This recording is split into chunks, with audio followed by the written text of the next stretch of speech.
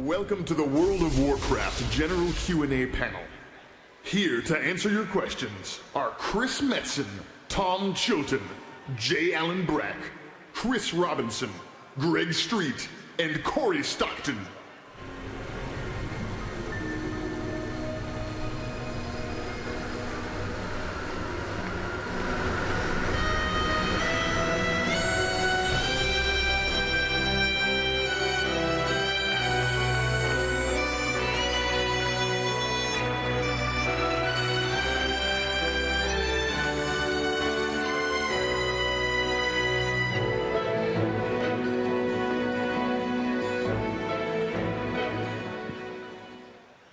Hey, BlizzCon.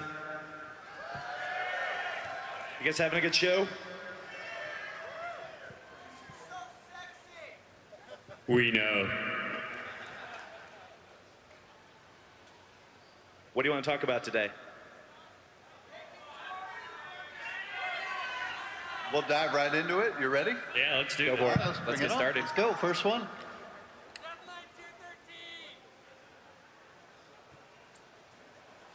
How you doing, fellas? As a 10-man raider, let me preface my question by saying that there's a lot of disparity between the 25-man raids and the 10-man raids, to the point that 10-man raids almost feel laughably easier. But there's a lot of hardcore players that still raid 10-mens. We just don't need 15 extra people to do it. When Heroic Magmaw came out, 25-man raiders couldn't do it in 10-man on Heroic. When can we expect to see the difficulty raised for 10-mans?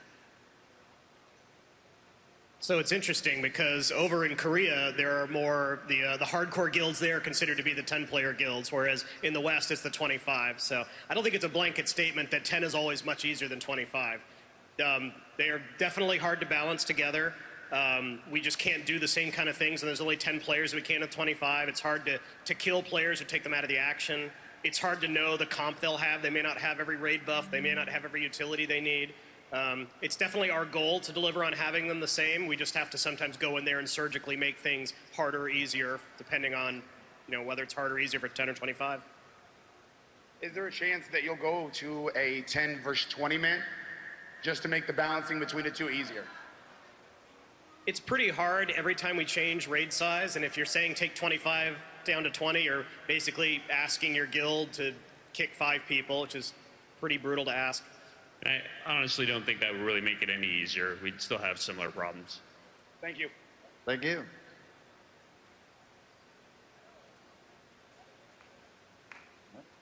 Hi. First, thanks for the Real ID dungeon thing. It's awesome. My question is, do you have any plans to implement, and what are the obstacles to implementing some sort of spectator mode for raids or battlegrounds? That would be sweet. That's something that we've wanted for a long time. I would love to have spectator mode. I'd also love to have replays integrated into the client. But it's just a question of being able to get around to doing it. So someday, hopefully. I hope. Thank you. Thank you.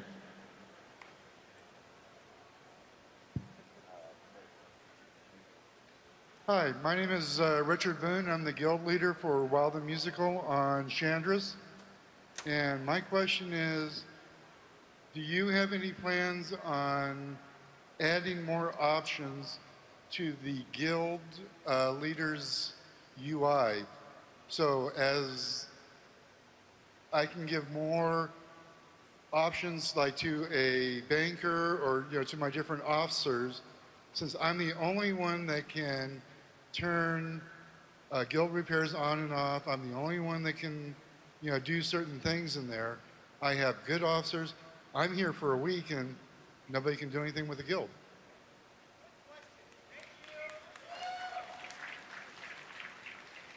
Yeah, I mean, that's definitely a good reason that we would want to do that. I think it just comes down to the fact of how much control do we feel like is safe to give to other people besides the guild leader. So it's just a matter of figuring out which things we would want to have other people be able to do, as far as if we're just talking about having access to the guild bank or possibly changing being able to turn guild repairs on and off. But it definitely sounds like something that could be useful. Yeah, but wouldn't that be the guild leader's decision, not yours? It is the guild leader's decision, but once something goes wrong, it ends up coming back to us to have to fix it. So it's a matter of making sure that we give enough of that control to the right people. All right. And one last thing. Ghost Crawler, don't listen to any of the idiots out there. You're a god. We love you. Keep doing it. Love you too, man. I just like you. If all the idiots could please just identify themselves as idiots first so we can ignore you, that'd be great. I was just wondering, with the upcoming expansion, are all the purples you get from like Firelands and all that going to be replaced by greens on the first day? Usually we Check try the to... shirt. Green is the new purple every expansion. Go. We're caught there because we want players who felt like they worked really hard to get the best gear to have a leg up when a new expansion starts. So we want it to last a little while. If it lasts too long, then we feel like we're cheating those players out of the leveling experience. So usually it's somewhere in the second zone or so before you start to see your gear get replaced. We'll probably do something similar in 5.0. I have a dream, though. I have a dream You that... stand up for this? Yeah, we should.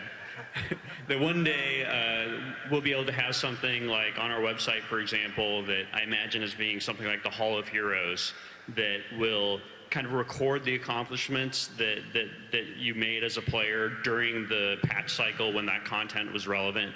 So let's say, for example, that you killed Ragnaros during patch 4.2, that we would record it there in the Hall of Heroes so that we can better preserve player accomplishments when they were the most relevant, so that all that kind of history isn't lost as we move on to another expansion or another patch. Thank you.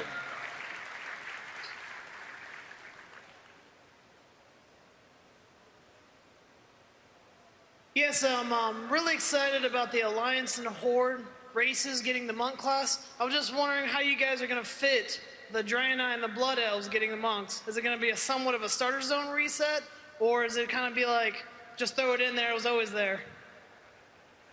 Probably throw it in as if it was always there. All right. Chris, got a better suggestion? Yeah, wonderful suggestion. Just throw it in. We're the ones that get yelled at. It doesn't fit. What? Told you. We'll make it work. All right, then. Yeah. Thank you.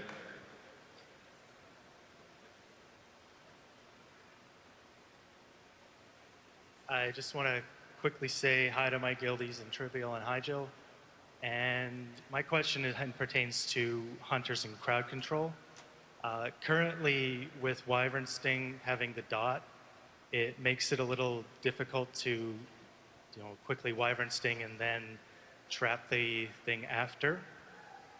So what I'm wondering is, before Cataclysm, we had the option of removing the dot with Scorpion Sting, but then that was removed. So is there going to be some way to remove that dot or going forward, or are we just going to have to live with it?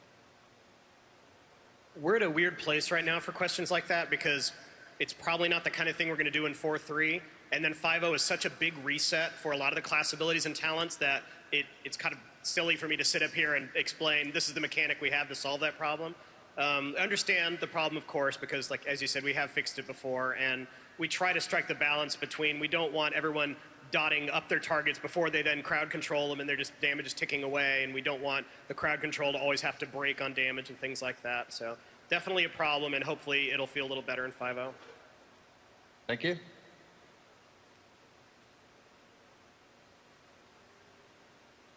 Hi. First, I want to say thank you for finally addressing the Enhancement Shaman AoE issues that we've been dealing with for so long. We really, really appreciate it. My question is about wind shear. In the 4.3 blog, you stated that the change wouldn't affect DPS shamans because they all take reverb. However, most PvP and PvE enhancement shaman specs don't even take reverb. So instead of nerfing Resto PvP, You've caused enhancement in PvE to take a DPS hit to get the utility we already have, and you've caused enhancement in PvP to no longer be able to sub-spec resto, taking a pretty big survivability hit. So do you have any plans to address that? We're honestly not that worried about it for 4-3. I think even in a 10-player raid, you usually have plenty of people who can do the can do the interrupting. So even if you don't have someone with that talent, you're probably okay. We often, when we're asking a group to do interrupts like that, we know there's several people who can do it and they can do rotations and things like that. In PvP, honestly, we see a lot of shaman with the that talent spec anyway, so I don't think for a lot of them they're going to lose that. There may be some that have to make the choice between that and not having it. But even then, it's still an interrupt. It doesn't completely go away. It just has a long cooldown. Thank you.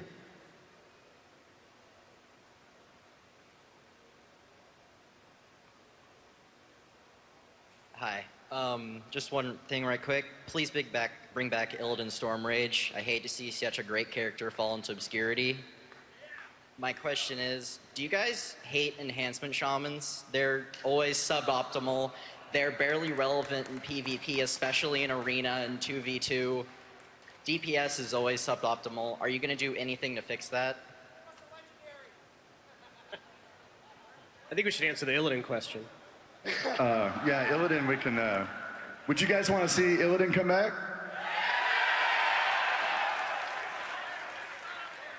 Think about that. It doesn't seem like they're interested in him coming back. We'll work on it. How about a newer, more powerful version named Skillidan? Clearly. Love that. No, I hear you on the enhancement issues. We try to make sure that the classes have options, and it's particularly challenging for, and by options I mean, okay, so maybe Frost in PvE isn't that awesome, but you can go Fire Arcane, and you're not a Frost mage, but you're still basically filling the same role and doing the same thing. It's really challenging with Shaman. We don't feel like it's as fair to say, just go Elemental, dude, because it's totally different style of play, it's different gear and everything like that. So, on the PvP front, gosh, there's a lot of stuff I could go into there. It has to do with, you know, uptime of melee, interrupts, how powerful the spells are at the moment, all of stuff we want to try to address in 5.0, and maybe we can talk about some of our plans there soon. In PvE, we think they're generally doing fine when they have opportunities to just sit there and wail away on a boss. They're one of those, they really get punished by a lot of frequent movement, and we hope some of the, you know, some of the changes we have in 4.3 to the AE and things like that will make them feel a little better. Casters overshadow melee a lot right now. Part of that is because a lot of casters now have a big orange staff. That will be a little better in 5.0 as well. I mean, in 4.3 as well. Thank you.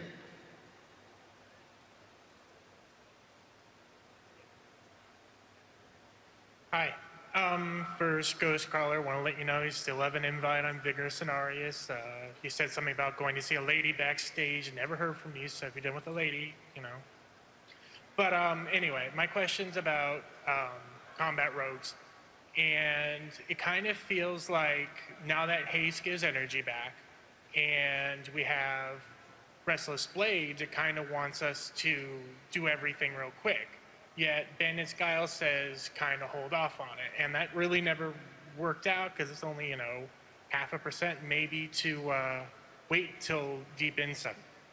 So do you guys like combat using their cooldowns and stuff more often, or do you want them to do the cyclical thing that you talked about before? The cyclical thing we talked about before? Where you want them to hold off till the 30% buffs so they can use all their cooldowns and then be more awesome. I'm not quite sure I understand. You're saying, should you use your cooldowns on rotation versus should you save them for the right moment, or? No, what I'm saying is it seems like Restless Blades wants you to use everything on cooldown when it's off, and Bandit's Guile wants you to use your cooldowns when you're at 30%. I would say the Restless Blades option.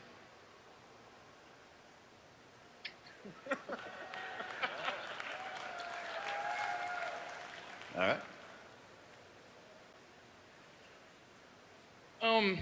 I'm just wondering if the guild name change service is actually going to be in 4.3 or 5.0. You mentioned it for 4.2. It's still not in yet. Is that going to fall to the wayside like the dance studio did in 3.0?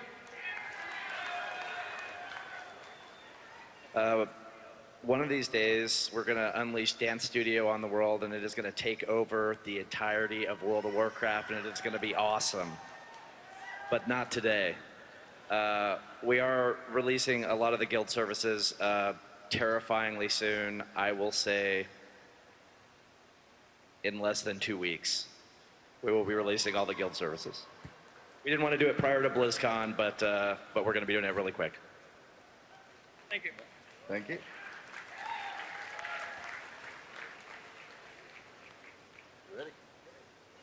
Hey guys, Kramer from TG on Arthas.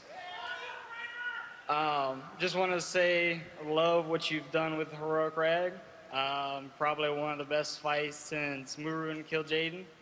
However, I do want to know if, in the upcoming expansion, if you plan to be bringing the same kind of challenges that Heroic Rag brought, or are we going to kind of see a more of a kind of neutral rating standpoint, or if we're going to be seeing bigger, better, higher things?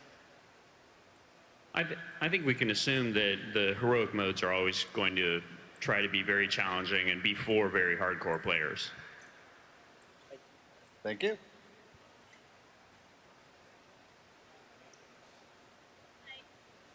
Hi, I'm Planet from Infallible.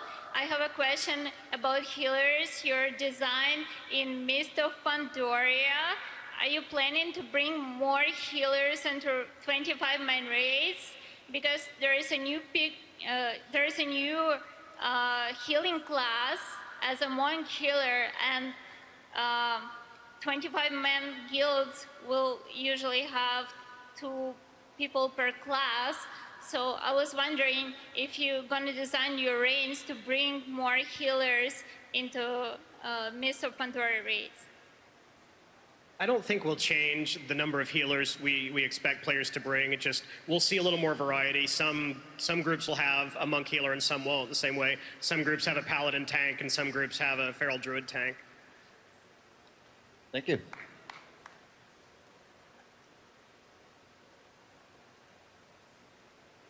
Hi there. I think everybody's really excited about the new challenge modes for the dungeons, and so I was wondering about the gear normalization you're thinking of doing, because people are really passionate about how they optimize their gear, and if they have everything perfectly where they want it, exactly 5% hit, 20% haste, and I go into a dungeon and my gear gets normalized up or down, what's going to happen? Am I not going to be hit capped anymore? Am I going to have to do a bunch of math to be a little bit over and then get normalized down? How do you see that working? I think that we would definitely want to try to avoid messing with hit cap, since that has such a big impact on the way things play. There's still a lot to work out with exactly how that normalization is going to work. But by and large, the intent is for people to be able to do roughly the same DPS, healing, mitigation, all that kind of stuff. So there will be some complexities to it to work out for sure. But that's definitely good feedback as far as what to watch out for. Thank you. Thank you.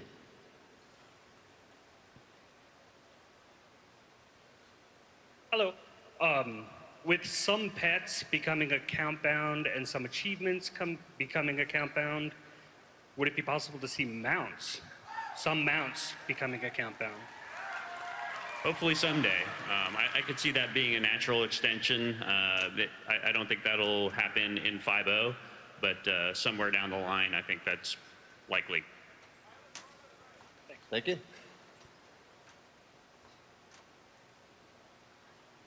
Hi, my question is, as a parent, I love my authenticator because when the kids are grounded, I just take it away. But that doesn't work anymore. Can I have that back? Or an option to turn on my authenticator needed every single time? Yes. Soon. Yeah, that is something we're actively working on.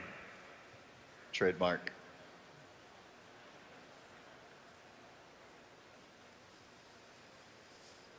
Hey, shout out for the guild. Okay, go there online and display to you. And my question is regarding the balance with Moonkin form. I'm not sure how much you've actually told about it, but what are your plans for the form? Are you going to do the same thing you do with the warlocks with metamorphosis?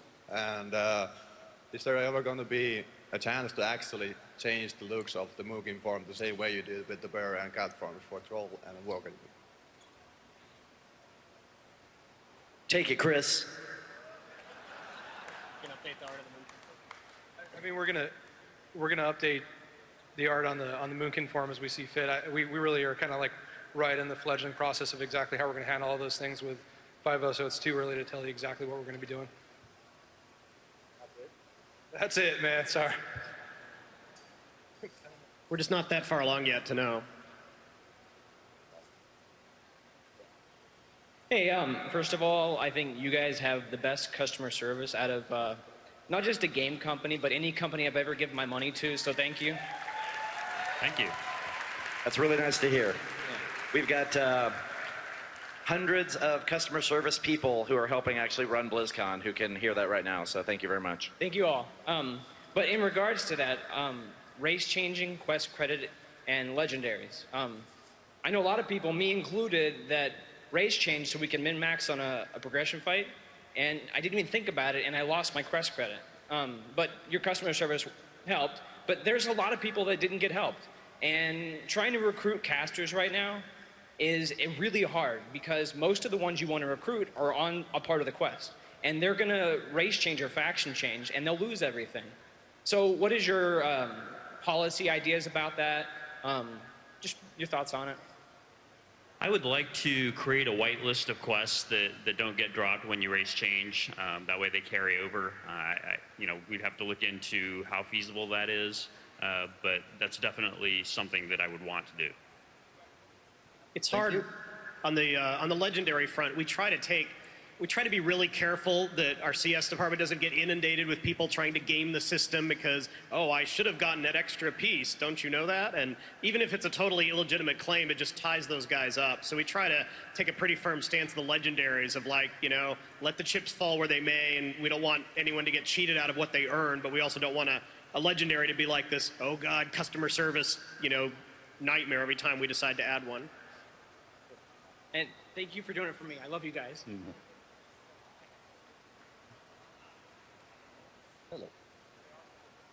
Okay, so in the future, are you guys ever going to make BOA items actually BattleNet wide? go across servers? Yeah. Sorry, I didn't catch the last part. Go cross servers, like on your BattleNet account? Yeah, I think she's wondering if BOAs will be able to transfer across all the servers and battle groups. Maybe someday in the future. Probably not in the immediate future, though. We really don't have a mechanism right now to be able to send items across servers. The databases don't do the best job talking to one another right now, so that's why it doesn't work. It's a technical concern.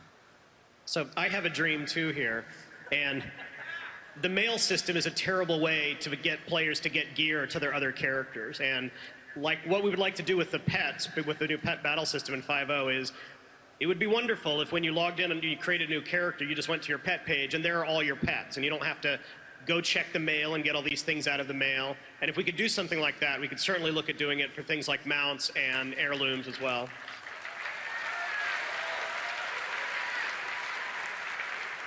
Thank you on her behalf.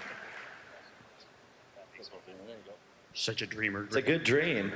All right, so with the past few patches, we've seen the emergence of two-button classes, like Swipe Swipe 30K Druid Tanks and 1112, 1112 Arcane Mages, also getting top of the DPS charts.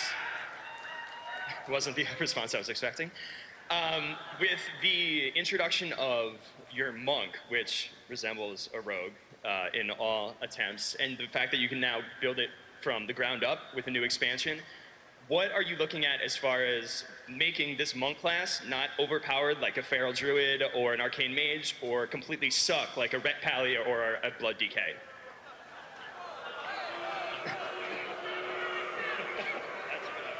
think I heard a little QQQ in there.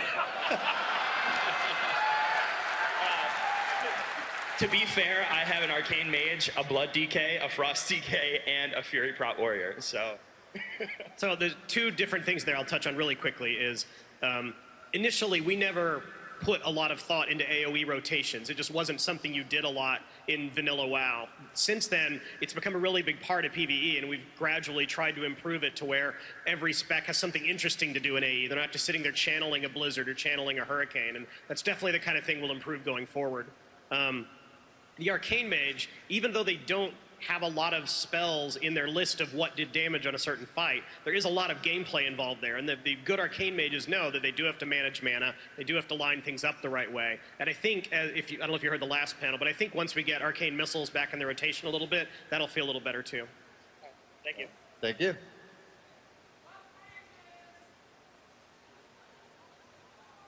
Okay, so I just wanted to say, whoever the Whovian was that came up with the name for Mage Tier 13, I love you. And my question is kind of building up on his with the Arcane Mages.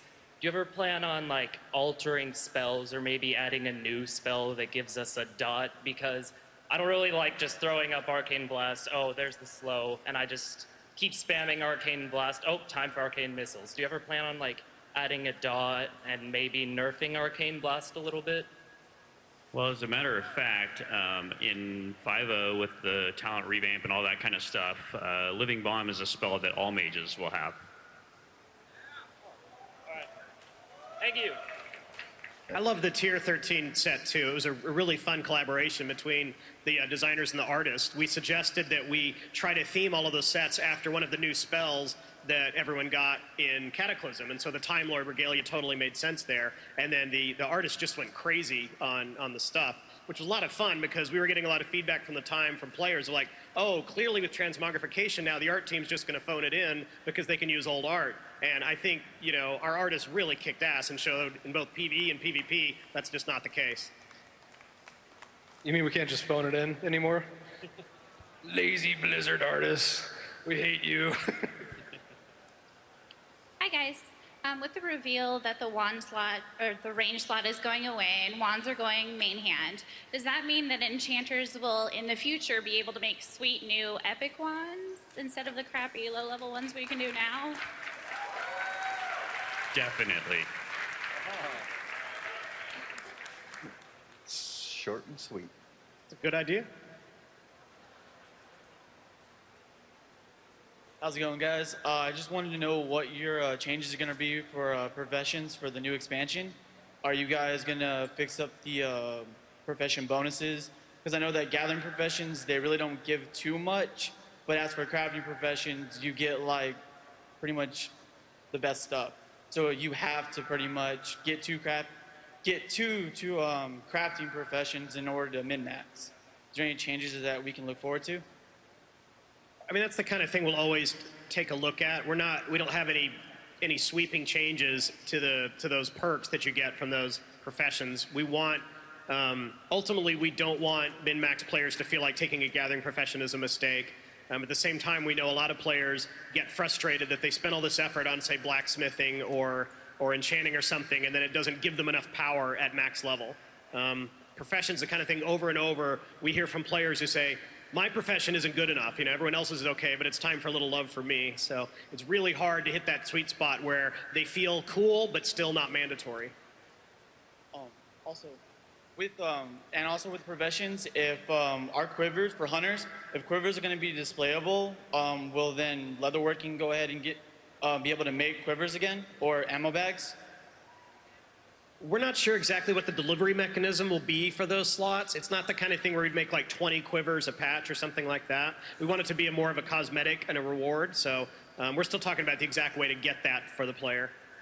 Yeah, and from a visual side too, like we were literally just talking about how we want to add those things to all classes. So, you know, ammo pouches and quivers for hunters and tomes for paladins, and I think we need to kind of carry that across all classes and make them very unique and find a way to do that in a way where it's cool for gameplay but also works for the visual capacity. So.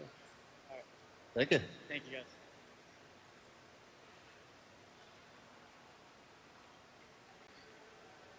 Hi there. My question is about transmog and items that you can no longer acquire in the game anymore. In specific, I have a priest with a benediction staff, and the quest for that was removed. And my question is, I'm very excited to be able to transmog that as bragging rights, and I'd be worried that you're going to open up models such as that to other players to transmog when it's really something that people who worked really hard at level 60 to acquire can hold that as bragging rights over the players who maybe didn't.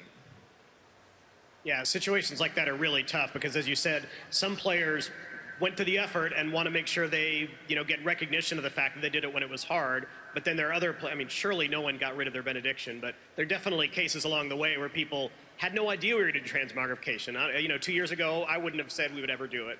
And so we want to make sure that people who got rid of stuff as they thought they were supposed to aren't overly penalized either. So just off the top of my head, one way we've solved that problem in the past is by offering the model with a different texture or something so that you can tell the difference between the benediction that, was from when it was hard or the new one. We did something similar with the Zulaban bear mount. All right, thank you.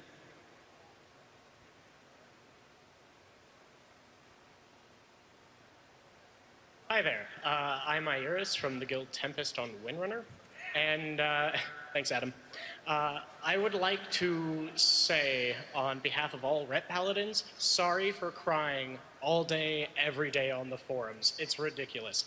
Thank you for doing your best to balance a class that's constantly changing. And I'll give you the respect for that. If you can deliver the RNG changes that you promised to make us more regular in our DPS so that we don't have a 5K window, then I'll be content. My biggest issue looking at this, though, is that with the 90 tier on our new talent tree, there's an obvious choice for Ret in the Holy Avenger ability, I believe it's called, which looks just like a flat DPS up because of that holy power acquisition. If you give us that, our DPS is going to skyrocket, and then we're going to get the nerf bat again, and we're going to completely reset the cycle of hatred. Just don't nerf us, don't buff us, please. We're so close to being balanced for the first time since ever. So just let it happen. Get rid of that. Let us be at peace. I'm fine with middle DPS.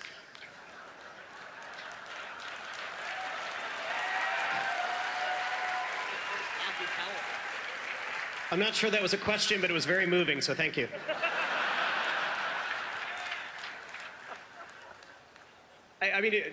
If your question was about the level 90 tier, then the intent is that all three of those powers be relatively similar DPS increases or throughput if you're a healer, and we feel like we have enough knobs there to hit those spots. The numbers we put up today haven't been through PTR, haven't been through rigorous testing, so we can continue to tweak things. There's no saying that Guardian of Ancient Kings needs to last the same duration or have the same cooldown that it does today, and we have ways of buffing the other two as well. Thank you.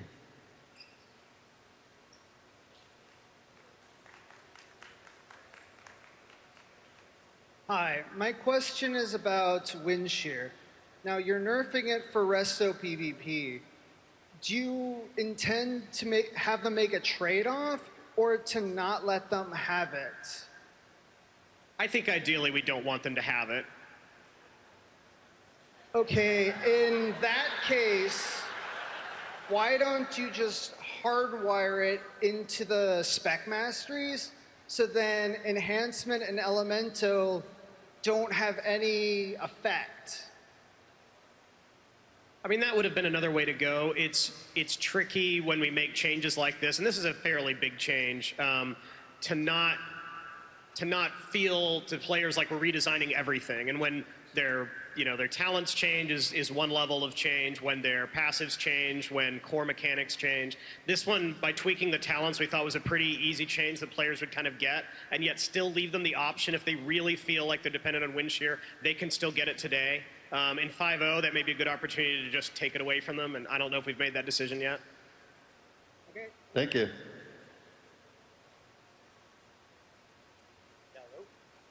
Hey, I have a question. Will there be any craftable mounts in Metzen Pandaria, and will you be able to attack on your mount to anyone on the opposing faction? By any chance? Will you be able to attack someone on a mount? Yes. Yeah, probably not. And what about craftable mounts? Yeah, we've talked about a craftable mount. John would probably kill me if I said anything more right now, but we have a pretty exciting idea. Can you divulge? Come on. Maybe jewel crafting? Really? Really? I said maybe. Maybe? Okay. Maybe herbalism? For the horde!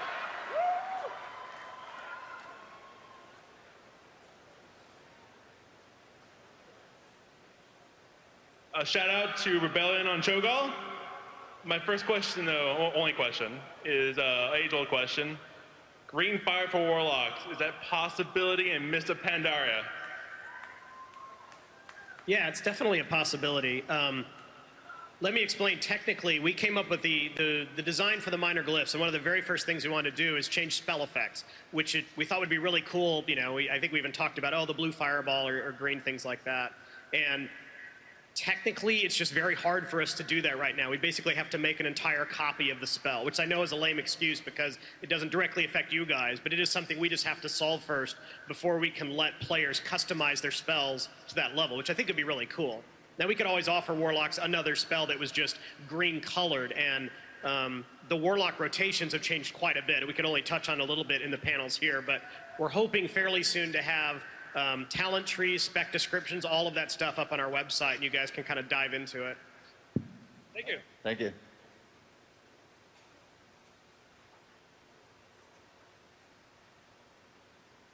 Hi, I had two quick questions. First off, I know you guys really don't like warriors, so I'm just wondering, Heroic Leap, can we fix it? And I guess you could ask my second question now. It's kind of a lore question. It's from my girlfriend. There's really hasn't been a large representation of lesbian, gay, bisexual, and transgender characters in the World of Warcraft lore. Are there any chances to change that in the future? You want me to go first? You want to think about it for a minute? You want me to go first? Do you think about it for a minute? I'll be able to think about it if you go first. Heroic Leap, if you remember, we originally were going to do Heroic Leap, and then we pulled it, and then we tried to do it again. It's movement like that is just hard for our game, to be frank, and it's the kind of thing we keep working on. It's a cool ability. We want it to be better. It has its biggest problems when you try to change elevation, and the reason we keep having to clamp down on it is because mean players try to get to places they're not supposed to get by using Heroic Leap, which unfortunately makes it hard for all of us when you can't jump very much in altitude. When you use it on a flat space, it generally works pretty well. I know there are a lot of places in Battlegrounds, for example, going up an incline where it fails, and that's frustrating, and definitely want to improve. I think for part two, like there aren't any, I don't know, like we have how many quest designers? Probably 7?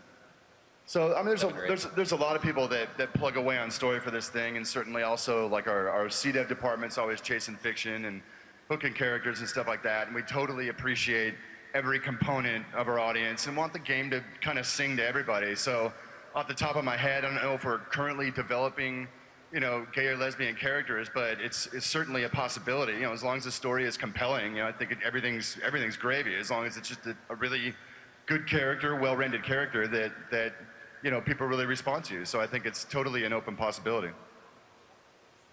Thank you. Thank you.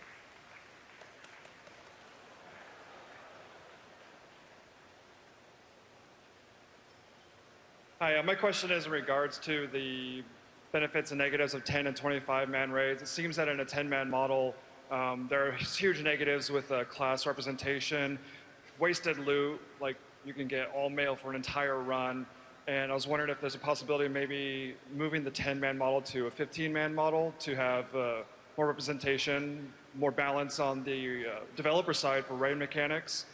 And if not, maybe making some kind of smart loot system that would disallow, for instance, mail to drop if you didn't have any male users in your raid. I think it's more likely that we would go down the road of trying to make the loot dropping slightly, vaguely intelligent. Going up to a 15-man raid, while it's actually something that we've discussed on occasion, is very difficult for players, right? Because if you got your 10-man guild out there and you've got your steady core group of raiders, it's really hard to say, oh, by the way, you're going to have to recruit another 5 to keep doing the same kind of thing you've been doing before. Especially if it's for the reasons of, that way you're more likely to have somebody that wants the mail. That's sort of a hard thing for people to swallow. Thank you. Thank you.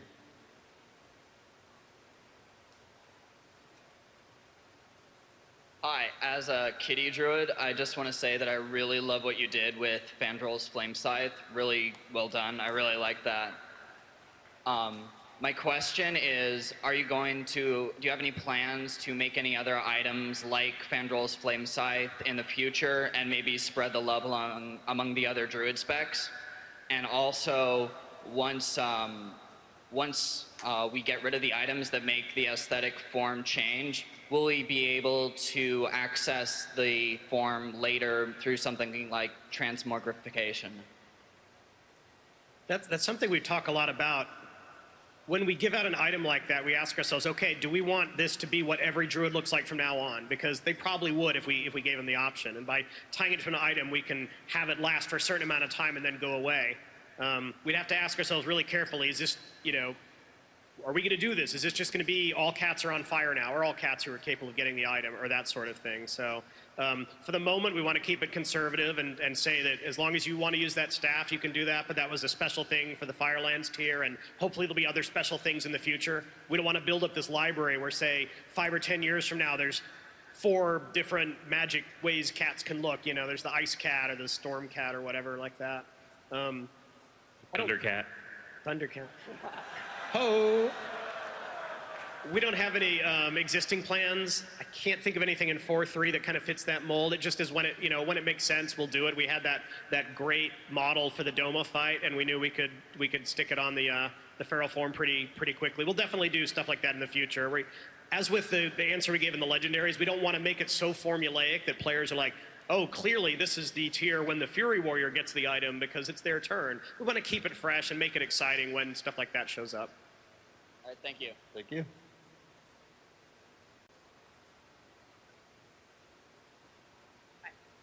Hi, I just wanted to shout out to my guild, Patronus Di Fortuna from Shadow Council. And as a hunter who's played that class for about 5 years, I want to thank you very much for the recent pet taming challenges that came out in 4.2. They were so much fun, and they really brought the hunter community really together. That being said, and how much we are so proud of all the pets that we've tamed, particularly the rare exotics, it seems really a shame that we're not able to take it into our raids and dungeons when we switch to our higher DPS spec. So I was kind of hoping and pleading that maybe this might be a change either in 4.3 and 5.0. I can maybe kind of sort of understand it in PvP, but when you're going up against an NPC in a raid or dungeon, why can't I have my spirit cat with me while I'm in marksman or survival? You hit on a couple of different issues there. I don't know if you heard yesterday, but we talked about we would let hunters choose any pet, could be ferocity, tenacity, or cunning. So that'll help part of the problem. You can have your traditional, you can have your turtle out there doing DPS if you want to. That won't specifically help the problem where, a Beastmaster only pet is something a Marks hunter couldn't use. And ideally, the answer to that would be Beastmaster DPS is high enough that you can do that, and you don't have to follow the, you don't have to go Marks and lose your pet in that case. It is interesting in a lot of these cases that BM DPS is really pretty good, and it's a self-fulfilling prophecy because players go and look at the parses and they see a lot of low BM parses and a lot of high Marks parses because the best players out there pick marksmen, and a lot of the BM parses you see are by players who are messing around or don't know any better, and so it skews the data really badly. But when you actually sit down and try to do the highest possible DPS you can do as BM, it's really not that bad. And for a lot of players, their individual skill will have a bigger effect on the damage they're doing than what spec or talent they choose.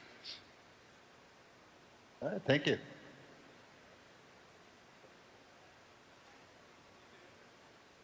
All right, I have a lore question. at the end of Cataclysm with the goblins, Gallywix gets put in charge, and it seems really far-fetched because he's this bad guy the whole way through. And then what happens to him after you get to Azeroth? You see his head on the side of a mountain, but you never see him again. Also, blinding shield for Pallies. What happened to that? Why don't you take both of those, Chris? Be useful, Chris. Oh, thank you. Thank you. Thank you, thank you, thank you. We all love you, Chris. Thank you. Gallywix, you know, we haven't had a conversation about Gallywix in a while. So I don't know if there's any like core plans for him right now. He really served us well in terms of the Goblin experience.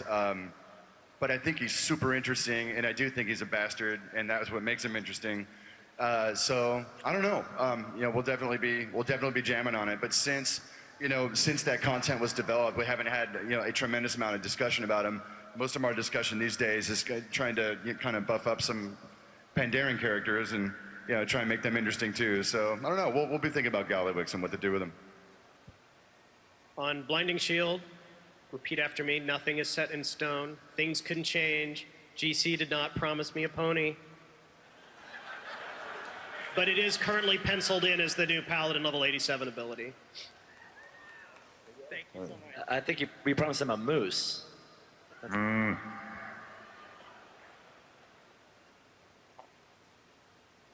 have 2 questions for you, please. You sound like a chipmunk. My first question is about the shaman new talent points that you have coming up. A lot of them seem to be geared towards resto and not really to a damage point. I know you said that you wanted hybridization to become more into play, but what's wrong with the classes that want to be more of the damage role and not go into the healing? If you look at several of those talents, there are options to do damage. The one that clones your spell, for example, is a great, you do a lightning bolt and it procs and now you get a second lightning bolt. So there definitely will be ways to increase your DPS. What we didn't want with this new talent system was for, say, an enhancement shaman to just go down there and say, okay, melee DPS, melee DPS, melee DPS, I'm done. Because then you're back to a cookie cutter build, which is the whole thing we're trying to avoid. And in the case of the shaman, because there is a healing spec as well, and because they are a hybrid, we wanted to have some healing tiers, but then we also have some tiers that are based around totems, or some tiers that are based around movement or utility. But you also said that you wanted to get away from the talons, the totems in yesterday. Why would you create all these talents based on totems if you were going to take them away? No, we love totems. We think totems are what is so cool about being a shaman.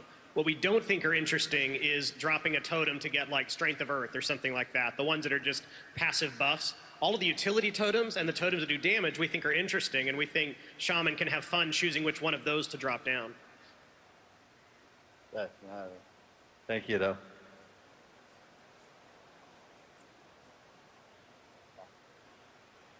Hi.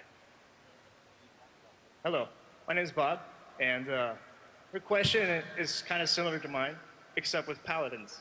According to the lore behind Warcraft, each paladin has a librum, and you guys are going to get rid of relics. Is it somehow possible in the future you could add an animation to the librams, When you say animation, do you mean actually make it visible on the character? Yeah. Yeah, that's what we were talking about earlier, like doing, hits on every class that's specific to that class. So yes, and also for hunters, we're going to do ammo pouches and, quivers, and obviously other thing for other classes as well. So it is possible. Yeah, and I think Greg can probably go into detail about how that's actually going to work with design. That's just from the visible angle, but taking away relics as a mechanic doesn't necessarily mean that we're not interested in following through on the visual side of things, and they have plans for how to deal with that, obviously on the design side as well. I don't know if you want to talk to Yeah, totally. I don't think I could put any better than that. Thank you. Thank you.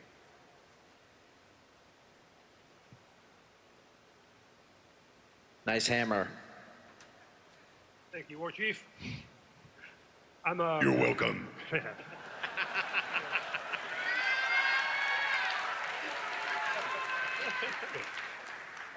I'm Rationalist from Bloodbath Beyond of Lane. Hey, guys. sort of gameplay lore question. In the upcoming 4.3 End of Time, we get to kill, how do you pronounce it, Mormazoid, or the evil Nosdomo? Murazond. Thank you. In a 5-man, but Deathwing and Malagos require the 10-25-man. And I was wondering if this is actually the last we'll see of the Infinite, because I want to kill them epically and properly in their own raid. And also, player housing, please. Well, for the housing, I've got the standard answer, which is it's something that we would love to do someday. It's something that we talk about all the time. We have a general idea of ways that we would do it, but they are incredibly time and resource consuming.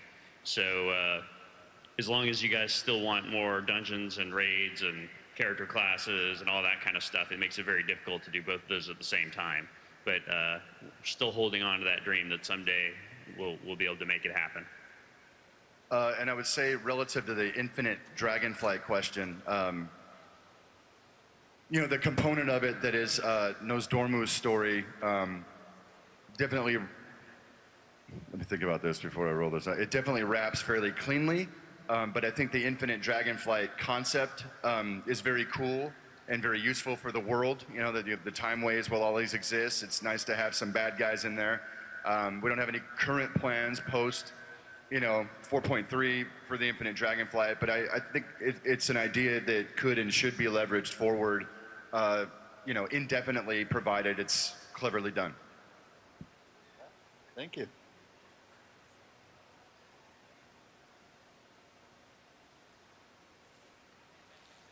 Hi, I'm from Emerald Dream.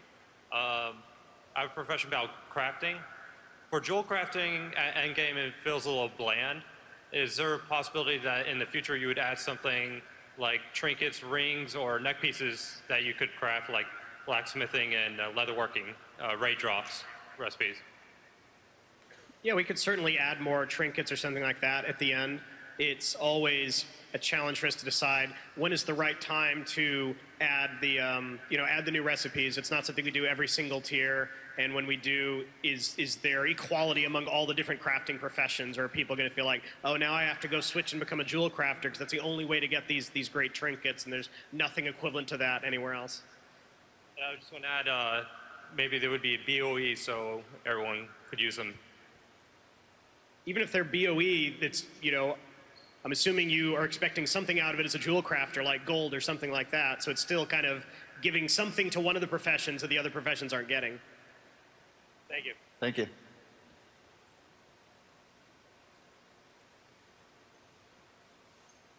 I just wanted to ask a art-related question about Pandaren. Once they, I'm pretty sure we understand how you choose Alliance or Horde, and then once you're beyond level 10, and say especially with stealth characters, how is there a way, or do you guys have any ideas of distinguishing between Alliance and Horde Pandaren beyond level 10 at least? Mostly your UI will tell you. We've experienced this in places like the arenas where you can fight against the exact same race that you're playing.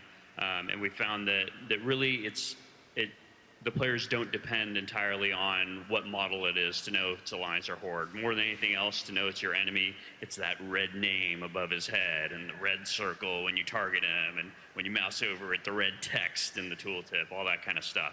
So primarily it's the UI, and we may end up doing some things to help the UI kind of more clearly distinguish an enemy Pandaren.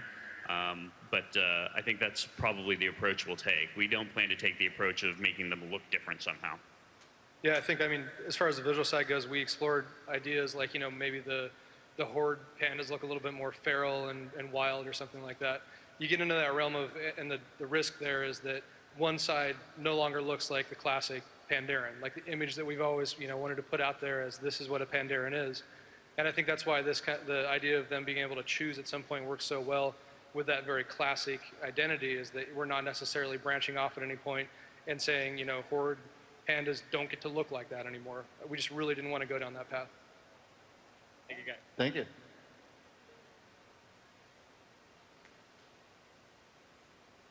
Hey guys, the dungeon system with the leaderboards and the normalizing of gear, it looks really awesome, and I really hope you continue your work on that. It's going to take a lot of tweaking, but if the feedback is good and everything works well, do you potentially see that translated into raid and maybe tracking how many times a guild is wiping on a boss versus how many times they're actually killing it?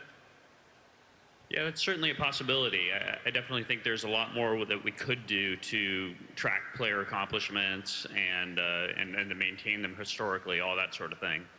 So I could imagine it extending to raids in the future somehow. Great. Thank you very much. Hello. My question was about there's lots of people wanting the reskinning of all of the old races. I was over at the art panel for the Pandaren, and they just looked so amazing. It re-invoked the desire. I was wondering not only about the reskinning, but they were talking about being about 10 different bone structures in the face alone. I was wondering if that was also something they were looking at reskinning for the old races so they are at par with the Pandaren. Yeah, totally. Like, I'm right there with you. I think we all are. When we look at the game, we all look at the current player races and just feel like, it's the one thing that we really want to see brought up to the level of everything else. The facial bone structure stuff you're talking about is approximately, currently in the Pandaren model, there's approximately 10 times the number of the bones that we have in the older player race models. And that's something that you saw with Thrall too, if you've seen it in the cutscenes or anything, and there's so much emotion that we're able to achieve with that. And with the pandas, that when we rework, and we really want to, and we're going to, no idea when that's going to happen. We currently, I'm literally personally working on some of that right now with some of the character artists. And I think we have a pretty good plan on how to roll that out, but there are challenges that come with that, like if I don't like that, so one day we don't want to just come out and say, everybody in the world looks new, and then we have 20% of our player base who are outside of Blizzard ready to stab me in the back and kick me while I'm on the ground because I ruined their lives, So we want to do it right, and we want to make sure that the way that we do it is in respect to what people have grown to know and love. So yes, that's the plan. We want to do that. It's in the works, and it will be at the fidelity of what we're seeing with the current Pandaren and other player and NPC models. Thank you, guys. Thank you. All right, I think this is going to be our last one.